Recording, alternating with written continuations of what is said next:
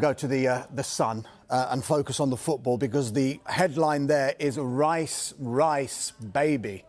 And Charlie, this is your report. This was at the Vitality yesterday. You were at the game. Huge win for Arsenal. 6 points clear of Aston Villa, 7 clear of City ahead of their game today. This time last month they lost to Aston Villa and a few people were questioning them.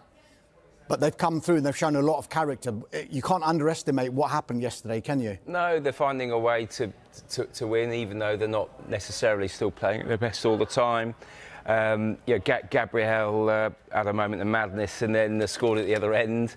But Declan Rice, he was the story. I think he is the story for Arsenal at the moment. He's the heartbeat of the team, scored twice for the first time in the Premier League in his career, which I think tells you everything you need to know, really, that he's a brilliant player, but he needs to score more goals because he's played nearly 300 Premier League matches.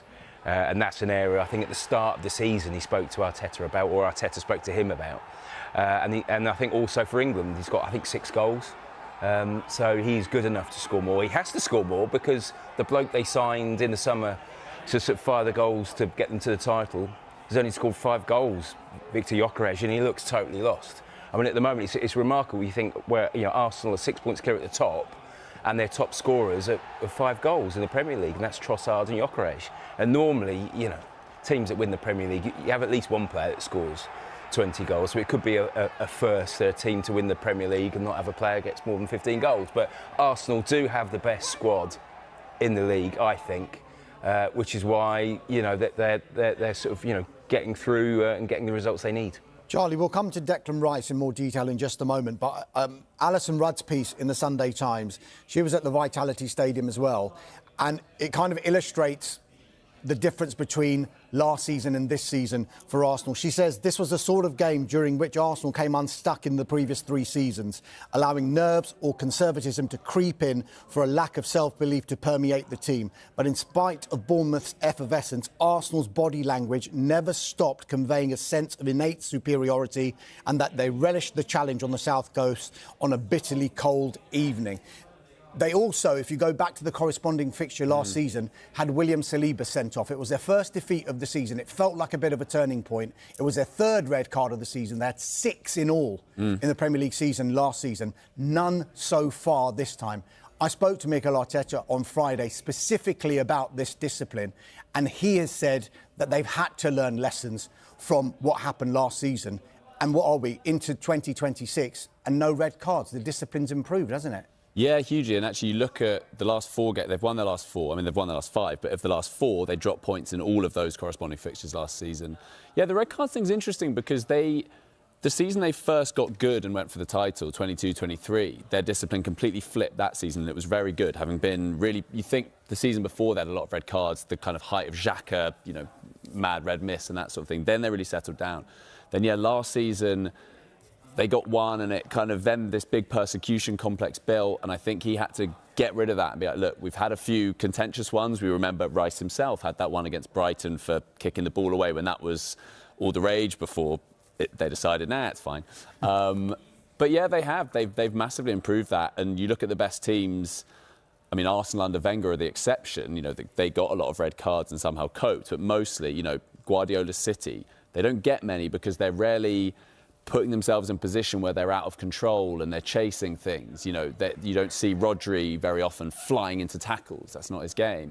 And someone like Zubimendi has come in. He got booked yesterday, but he exudes that, I think. Like, Rice has been brilliant this season. Zubimendi, possibly the signing of the season anywhere in the Premier League. I mean, he is so good. And yesterday, he won the ball back, something like he was in double figures, something like that. And he, I think, has been so key to why Rice has been so good this season as well. And it was very Steven Gerrard-like, but not just the celebration. Those 2 finishes were really Gerrard-esque, I thought. We always talk about these previous seasons, Johnny, about when Arsenal have been so close and rival fans have mocked them, second again. It does feel very, very different this time, though, doesn't it? And maybe we've even said that before. I think it does. I think it does feel different. I still have them as my favourites for the title. As good as City are, as much as they've kind of turned themselves around from the start of 2025. I just think if you look at, I mean, we talk about the lack of goals coming from Gyökeres, but I think it can be a strength as well. If you think that Jesus has hardly played a part, Havertz hasn't played a part, someone like Ethan Nwaneri has barely featured. There are potential.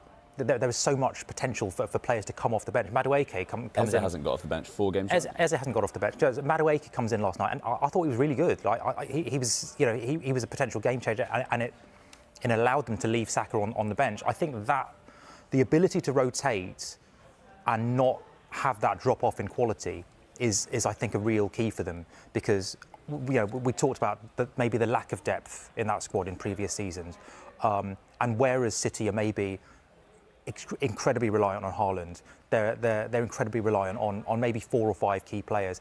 I don't see that with Arsenal. Rice drops out of the side and they beat Villa 4-1. So that collective strength, I think, that's the sort of quality that wins titles.